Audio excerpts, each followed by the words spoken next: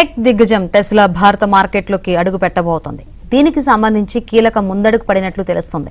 తాజాగా ఈ కంపెనీ భారత్లో నియామకాలపై సంకేతాలిచ్చింది.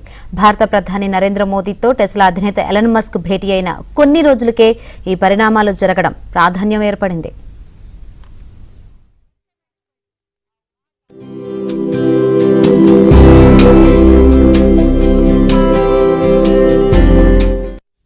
Customer related bank and job తో పాటు ఇక 13 ఉద్యోగాల భర్తీకి అభ్యర్థులు కావాలంటూ టెస్లా తమ లింక్డ్ఇన్ పేజీలో ఈ ప్రకటన చేసింది.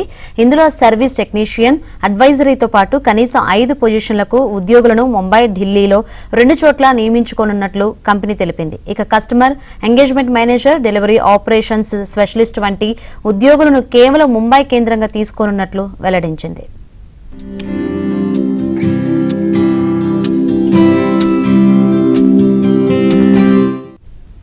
ఇండియన్ మార్కెట్లోకి ప్రవేశించేందుకు టెస్లా 2021 నుంచి ప్రయత్నాలు చేస్తుంది. ఇందుకోసం ఈవీలపై దిగుమతి సుంకాలను గణనీయంగా తగ్గించాలని మస్క్ కంపెనీ డిమాండ్ చేసింది. ఇందుకు కేంద్ర ప్రభుత్వం కొన్ని షరతులు విధించింది. దేశీయంగా తయారీ ప్రారంభించడంతో పాటు ప్రాంతీయంగానే విడిభాగాలు కొనుగోలు చేయాలన్న కండిషన్ పెట్టింది. ఇందుకు మస్క్ అభ్యంతరం వ్యక్తం చేస్తుండటంతో టెస్లా ఎంట్రీ ఆలస్యమవుతూ వస్తోంది.